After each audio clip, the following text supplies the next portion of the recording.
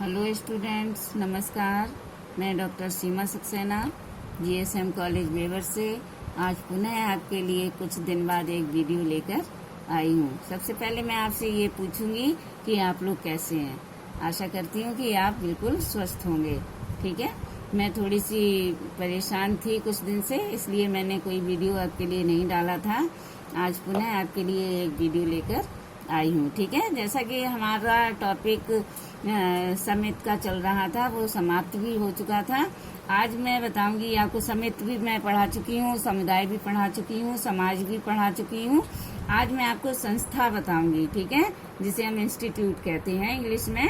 संस्था बताऊंगी कि संस्था किसे कहते हैं और संस्था का अर्थ भी आपको बताऊंगी। ठीक है, तो सबसे पहले मैं आपको संस्था के बारे में बताऊंगी। संस्था क्या है, इसके बारे में थोड़ा सा आप जान लें। ठीक है, सबसे पहले तो मैं आपको यही बता दूं कि संस्था किसे कहते हैं। सामान्य अर्थ में संस्था से तात्पर्य एक ऐसे संगठन से होता है जिसका मूर्त स्वरूप होता है। छोटी सी बात है कि संस्था हम उसे ही कहेंगे जो चीज हमें दिखाई देती है, और कोई एक ऐसा इंस्टीट्यूशन जिसे कहते हैं उसे हम संस्था कहते हैं, जिसका मूर्त स्वरूप होता है, जिसे हम देख सकते हैं, ऐसी संस्था होती है। जैसे मैंने आपको उसमें भी बताया था समिति में, जैसे न्यायालय हो गया, आपका क्लब हो गया, बाल समाज हो गया, अस्पताल हो गया, यही सब क्या है, ये सब एक संस्था ही होती है। अस्पताल है, न्यायालय है, बाल समाज है। ठीक है, इन सब चीजों को जन साधारण संस्था के नाम से भी संबोधित करते हैं। जैसा कि ये मैंने लिख दिया है, इसका आप स्क्रीनशॉट भी अगर चाहें तो ले सकते हैं। जन साधारण संस्था के नाम से जिसे हम संबोधित कर सकते हैं। ठीक है, जैसे मनुष्य को जंगली अवस्था से, मनुष्य जो हमारा मनुष्य एक सामाजिक प्राणी है, इसको मनुष्य को जंगली अवस्था से सभ्य अवस्था तक आने में अनेक संघर्षों का सामना करना पड़ता है। ठीक है, मनुष्य पहले कैसा होता है फिर कैसा हो जाता है, उसके लिए बहुत संघर्षों का सामना करना पड़ता है। किसे? मनुष्य को। ठीक है, मनुष्य ने भूख, प्यास, काम, वासना, सुरक्षा आदि की आवश्यकताओं को अपनी शारीरिक और मानसिक शक्ति द्वारा पूरा किया है। जो हमारा मानव है उसने भूख, प्यास, काम, वासना, समझते रहिए आप लोग, भूख, प्यास, काम, वासना, सुरक्षा आदि की आवश्यकताओं को अपनी शारीरिक और मानसिक शक्ति द्वारा पूरा किया है। ठीक है, ये आपको समझ में आ गया, पूरा किया है। ठीक है, इन आवश्यकता जो हमारी आवश्यकताएं थी, कौन सी? भूख, प्यास, काम, वासना। ठीक है, इन आवश्यकताओं की पूर्ति करने में मनुष्य ने अनेक विधियों और नियमों तथा कार्य प्रणालियों को विकसित किया है। कार्य प्रणालियों को विकसित किया है। कौन सी विधियों को? इन्हीं आवश्यकताओं की पूर्ति करने में मनुष्य ने अनेक विधियों और नियमों तथा कार्य प्रणालियों को विकसित किया है। ठीक है, जिन्हें हम क्या कहते हैं? जिन्हें हम संस्था कहते हैं या कह सकते हैं। ठीक है, जिन्हें हम संस्था कहते हैं। ठीक है, और प्रत्येक समाज में अनेक संस्थाएं पाई जाती हैं। हमारा जो भी समाज होगा उसमें अनेक संस्थाएं पाई जाती हैं। ठीक है, संस्थाओं के अध्ययन के बिना किसी समाज का पूर्ण ज्ञान प्राप्त नहीं किया जा सकता। ठीक है, इसे आप समझ लें कि संस्थाओं के अध्ययन के बिना, जो हमारी संस्था है उसका हमें अध्ययन अवश्य करना पड़ेगा। उसके अध्ययन के बिना किसी भी समाज का पूर्ण ज्ञान प्राप्त नहीं किया जा सकता है। तो ठीक है, आपको मैंने बहुत सरल भाषा में समझा दिया है कि संस्था किसे कहते हैं और संस्था से क्या तात्पर्य है, इसका क्या अर्थ होता है। ठीक है, इसका थोड़ा सा अपने शब्दों में बताऊंगी मैं सरल से, कि सामान्य अर्थ में, जैसे मैंने यहाँ बताया था, सामान्य अर्थ में संस्था से तात्पर्य एक ऐसे ही संगठन से होता है।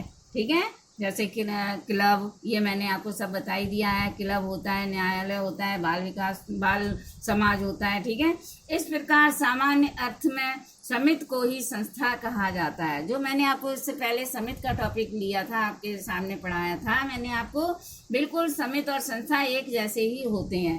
ठीक है, और इसे समाजशास्त्रीय अर्थ में हम संस्था से क्या इसका अभिप्राय होता है कि हम उन पद्धतियों जो मैंने ऊपर बताई थी, उन पद्धतियों, विधियों, सर्वमान्य नियमों से होता है। ठीक है, जिनके द्वारा मनुष्य अपने उद्देश्यों को प्राप्त करता है।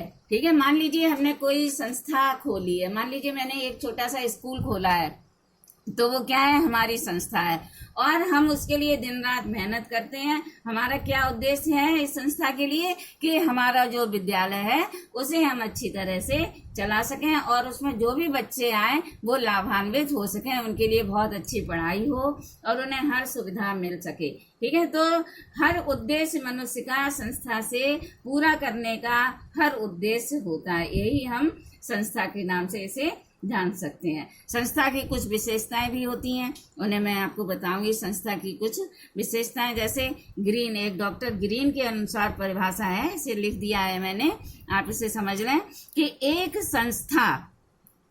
संस्था अनेक जनरीतियों और रूढ़ियों का एक इकाई में एक ऐसा संगठन है जो अनेक सामाजिक कार्यों को करने में सहायक होता है। बिल्कुल सरल परिभाषा है ग्रीन की, कि एक संस्था को उन्होंने जनरीतियों और रूढ़ियों में कैसे बताया है कि एक संस्था अनेक जनरीतियों और रूढ़ियों का एक इकाई में एक ऐसा, मतलब एक इकाई में ऐसा संगठन है, मतलब छोटी सी इकाई है, उसको इकट्ठा करना ही एक संस्था है, एक संगठन है जो अनेक सामाजिक कार्यों को करने में सहायक होता है, उसे ही हम क्या कहते हैं, संस्था कहते हैं। ये परिभाषा थी ग्रीन की, बिल्कुल आपकी समझ में आ गई होगी। दूसरी परिभाषा इसे देखिए, ये वाली हो गई। अब इसको देखिए, बोगार्डस ने कितनी अच्छी परिभाषा बताई है संस्था की, इसको आप स्क्रीनशॉट इसका ले लें, अवश्य पढ़ने में आसानी होगी, याद करने में, समझने में भी। ठीक है, कि बोगार्डस ने क्या बताया है संस्था को, कि एक सामाजिक संस्था समाज की वह संरचना है, मतलब इन्होंने संस्था को एक समाज की संरचना के रूप में दे दिया है। एक सामाजिक संस्था समाज की वह संरचना है जिसको उसकी अस्थापित, इसमें देखिए ठीक से पढ़ें इसे, जिसको उसकी सुस्थापित कार्य विधियों द्वारा व्यक्तियों की आवश्यकताओं की पूर्ति के लिए संगठित किया जाता है। मतलब व्यक्तियों की जो आवश्यकताएं होती हैं उसकी पूर्ति के लिए इसे संगठित किया जाता है। ठीक है, इन्होंने क्या बताया है बोगार्डस ने, कि संस्था समाज की वह संरचना है। इसको आप ध्यान से समझ लें, संस्था समाज की वह संरचना है जिसको, यहाँ से मतलब एकदम चेंज हो जाता है, जिसको उसकी सुस्थापित कार्य विधियों द्वारा व्यक्तियों की आवश्यकताओं की पूर्ति के लिए संगठित किया जाता है। ठीक है, ये थी बोगार्डस की परिभाषा। एक परिभाषा और है इसमें संस्था की, समनर के अनुसार। आपको मैंने दो बता दी हैं, ग्रीन के अनुसार, बोगार्डस के अनुसार। तीसरी परिभाषा है समनर के अनुसार, बिल्कुल छोटी सी है और बहुत जल्दी आपकी समझ में भी आ जाएगी, कि एक संस्था एक विचारधारा, एक संस्था एक विचारधारा, कौन सी, विचार, मत, सिद्धांत या स्वार्थ। ठीक है, विचार, मत, सिद्धांत। ठीक है, इसे देखें, एक संस्था एक विचारधारा, इसको मैंने कोष्टक में भी लिख दिया है, विचार, मत, सिद्धांत। ठीक है, यह स्वार्थ और एक ढांचे से मिलकर बनती है। हर संस्था को बनाने में एक स्वार्थ भी होता है। मान लीजिए मैंने आपको अभी एक विद्यालय का उदाहरण दिया था कि उसमें हमारा स्वार्थ भी छुपा हुआ है। उस विद्यालय को चलाने में, उस संस्था को चलाने में हमारा क्या स्वार्थ है, कि उसमें जो भी बच्चे पढ़ेंगे, पास होंगे, हमारा नाम होगा, हमारे विद्यालय का नाम होगा और हमारी संस्था का नाम होगा। एक ढांचे से मिलकर बनती है। ये जो मैंने ढांचा शब्द इस्तेमाल किया है, मैंने क्या किया, समनर ने किया है, ढांचे से मिलकर बनती है। ठीक है, ये समनर की परिभाषा है। एक परिभाषा और भी है इसमें संस्था की, उसके बारे में थोड़ा सा बताऊंगी। आगमन और निम्काफ के अनुसार एक छोटी सी परिभाषा है, इसे मैंने लिखा नहीं है आपके लिए, थोड़ा सा इसके बारे में मुझे जानकारी है, मैं बता दूं आपको। आगमन और निम्काफ है, डॉक्टर आगमन और निम्काफ ने क्या बताया है, इन्होंने आधारभूत मानवीय आवश्यकताओं की संतुष्टि के लिए संस्था का प्रयोग किया है, कि कुछ आधारभूत मानवीय आवश्यकताओं की संतुष्टि के लिए संगठित एवं स्थापित प्रणालियां सामाजिक संस्थाएं हैं। ठीक है, इन्होंने आगमन और निम्काफ ने क्या बताया है, कि जो आधारभूत मानवीय आवश्यकताएं हैं उनकी संतुष्टि के लिए संगठित एवं स्थापित जो प्रणालियां हैं वही सामाजिक संस्थाएं हैं। ये आगमन और निम्नकाप की परिभाषा है। ठीक है, तो मैंने आपको इतनी परिभाषाएं बता दी हैं, ग्रीन के अनुसार, बोगार्डस के अनुसार, समनर के अनुसार, और एक परिभाषा हल्की सी मुझे याद थी, उसका भी मैंने आपको विवरण बता दिया है, किसकी, आगमन और निम्नकाप के अनुसार।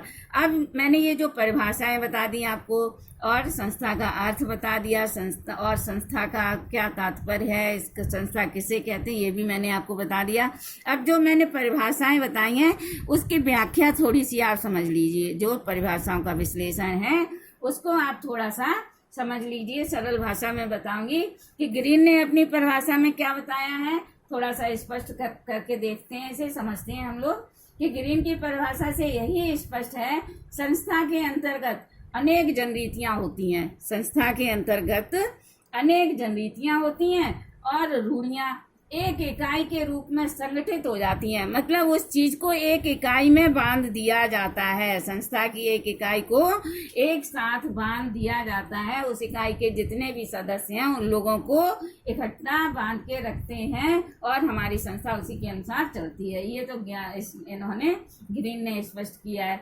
और ये संस्थाएं सामाजिक कार्यों को पूरा करने का माध्यम होती हैं। जो समाज में जितने भी कार्य होते हैं इनको पूरा करने के लिए एक माध्यम होती हैं। संस्था का सिर्फ नाम होता है, एक इसका सहारा होता है, एक माध्यम होती हैं। ठीक है, और बोगार्डस ने इस परिभाषा का कैसे विश्लेषण किया है, बोगार्डस ने जो परिभाषा बताई है, इन्होंने क्या बताया है कि प्रत्येक संस्था की अपनी संरचना होती है।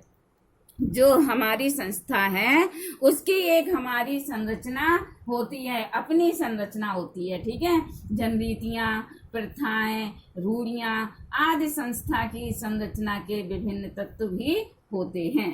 ठीक है, कौन कौन से तत्व होते हैं अभी मैं तत्व और आवश्यकताएं इसकी बताऊंगी आपको।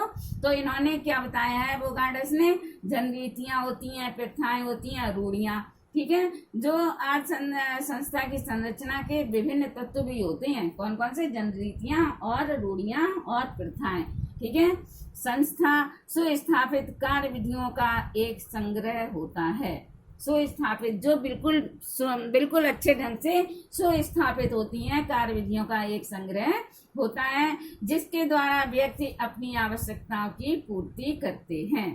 ठीक है, जिसके द्वारा जो मनुष्य हैं अपनी आवश्यकताओं की, उनकी जो भी आवश्यकताएं होती हैं उनको पूरा करते हैं। ठीक है, और समनर ने क्या बताया, समनर की परिभाषा से बिल्कुल यही स्पष्ट होता है कि संस्था का जन्म किसी आवश्यकता की पूर्ति के विचार से प्रारंभ होकर, समनर ने यही बताया है कि संस्था का जन्म किसी आवश्यकता की पूर्ति के विचार से प्रारंभ होकर एक ढांचे के रूप में विकसित हो जाता है।